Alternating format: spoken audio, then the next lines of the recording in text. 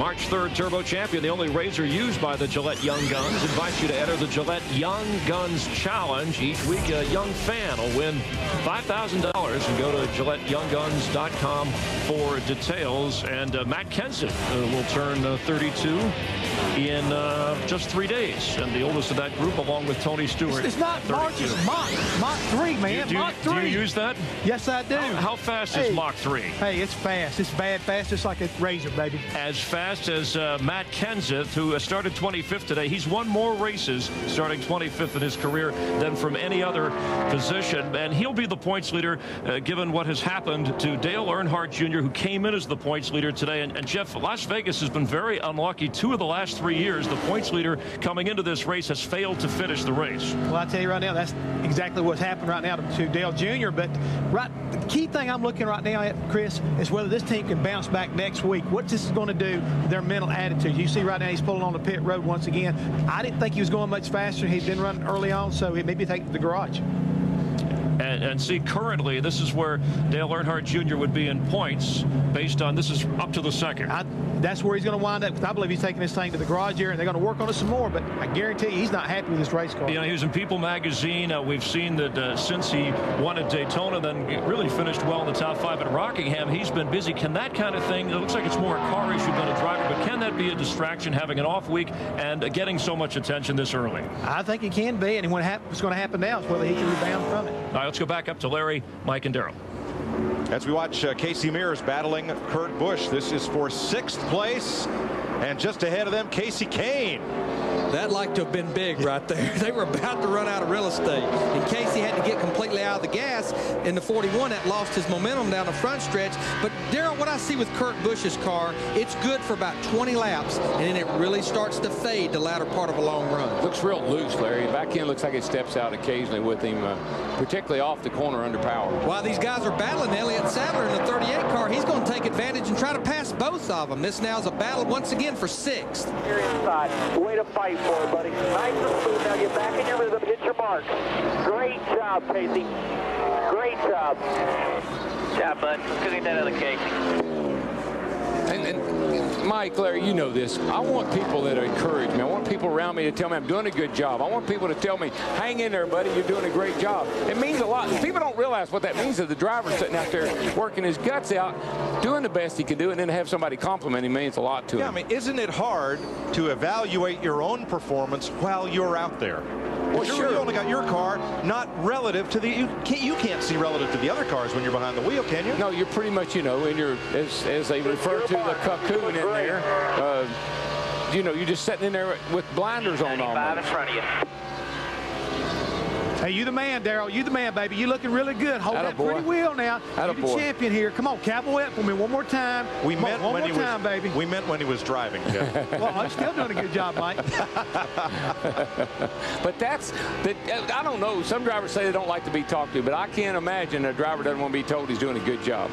I can't imagine a driver doesn't want to say, way to go, baby, nice move. I tell you who's really starting to slide backwards right now. I think he's got problems. Casey Kane in this 9 car right here. He just lost 2 positions to Casey Mears in the 41. Elliott Sadler in the 38. He's going to lose another couple of spots. So Casey Kane in the 9 car, he's having troubles right here. He has backslid to 9th. Dick Bergman, what's happening with him? L-O-O-S-E. The car has just gotten loose on Casey Kane. Real loose, he said. Car's riding off the right rear too much. And Darrell, you know, we've been talking about Dale Earnhardt Jr. When you're pushing here, the front end sliding, you can kind of drive it through that. When this thing's loose entering these corners at almost 190 miles per hour, I mean, you'll lose a second or 2 each lap. Yeah, I can, you know, I got the steering wheel and the throttle when I'm pushing, but I got nothing when I'm loose. And fighting traffic, too. Trying to race somebody. Brian Vickers on the outside. Michael Waltrip scoots through, as does the 91 of Bill Elliott.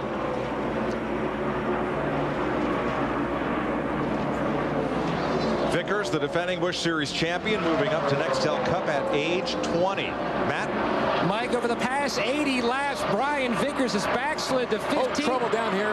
Car around with Michael. Michael Waltrip backs it in hard. We just had watched him in that battle. He was running in the 15th position. Definitely, they're going to have to take that into the garage. It's going to be more than the garage. He's going to be in there with Dale Jr., but for a whole different reason. It looks like right that thing behind just... you. You're in the middle of the track. You can't move down. The whole pack is behind you. Looks like the thing just broke loose. A lot like what we saw Ryan Newman do. Down pretty bad, guys. And Darrell, you look at his first 2 races. At Daytona finished 38th, Rockingham 33rd. It just keeps on backsliding. Yeah, and the window net's down. I see him moving around. Now there's some damage on Bill Elliott's car. We're not sure if it's from this or something else. He was racing pretty heavily there with several cars.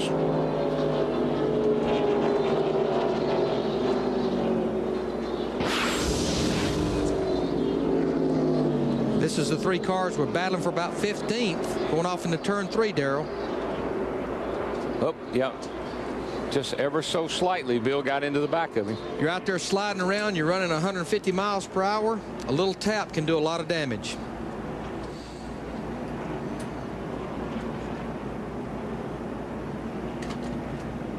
Yeah. Was Michael a little bit loose already, Darrell? I think it almost looked like that Bill got under him and got him a little bit loose, and then Bill got into him. So it just so quickly. Let's show you real time how quickly this can happen.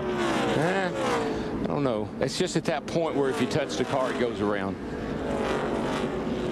Terry Labonte will be the car that gets the free pass. The first car 1 lap down. Let's see what this tells us.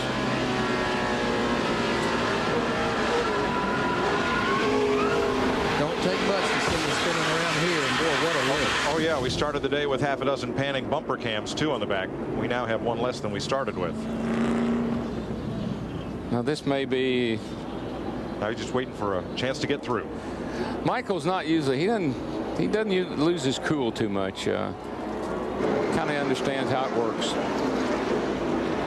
These boys they got to do something, try to get this season turned around. He finished 3rd here last year, and I believe that car will be done for the day. Yeah, I mean, last year he was in the top 10 in points right up till the last 10 races of last year.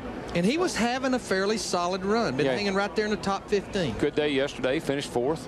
Now he has to get in the ambulance. That is a NASCAR requirement.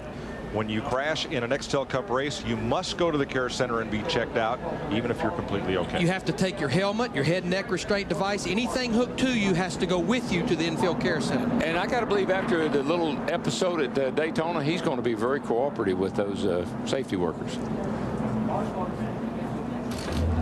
We're at 166 laps, working the 4th caution of the day. Next week's NASCAR race menu, brought to you by Wendy's Classic Hamburgers. It's better here. Friday, Georgia Power qualifying day from Atlanta, 3 p.m. Eastern Time, noon Pacific on Speed. Next Sunday, don't miss America's best drivers in the Golden Corral 500, presented by Gillette Mach 3 Turbo. Airtime 1 p.m. Eastern, only on Fox. Now we interrupted Matt Yoakum. Let's get back there. Well, Mike, we were discussing the fact that Brian Vickers still battling a loose race car.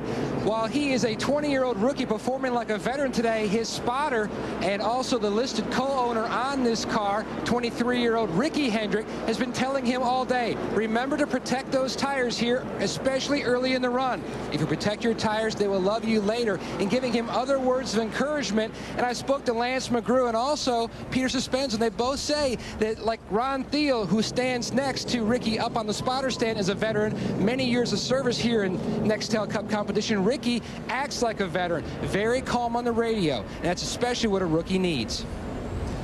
Looks like Rick Hendrick Motorsports, they put all of their spotters together. There's Ricky Hendrick, there's Jeff Gordon's crew chief, there's Jimmy Johnson's, or sorry, the spotter. They put them all together up there on the spotter stand. That way they can communicate as well.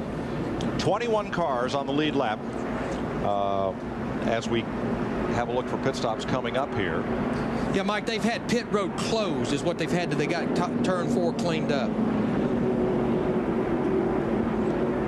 And we'll show you these 3 cars in our triple split pit road.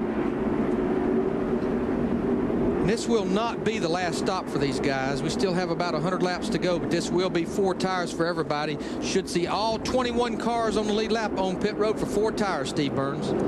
Well, Larry Mack, Kevin Harvick says I'm still too tight from the middle off. So crew chief Todd Berry said let's drop the air pressure on the left sides. Jason Pulver and Clint Pittman are the tire changers. Tony Stewart on his way down pit road. The conversation on the radio, very relaxed, very much at ease. Tony Stewart happy with the car. Wrench goes in the back window for the first time. Matt. Did for the second straight stop. No adjustments for Matt Kenseth. He said the car, if he overdrives it at 1 and 2, is tight. Otherwise, it is good. A John Force burnout down pit road, Jeannie. Well, the 41 of Casey Mears has never had a top 10 finish in his Cup career, so a reminder from his crew chief, Jimmy Elledge. Look where we're at in the race. Good pit stop. We need one. It's been a good car. No adjustments. Last stop, no adjustments this time. Guys, it looked like Bobby Labonte's crew, that 18 crew, they rose to the occasion that time. They're going to come off pit road on third. 20 the Gibbs cars. Tony did too, yeah. Tony beat the 17 out. So Stewart will assume the lead. Matt Kenseth, Bobby Labonte, Kevin Harvick, Kurt Busch, and Casey Mears. That's how the running under caution at 168 laps.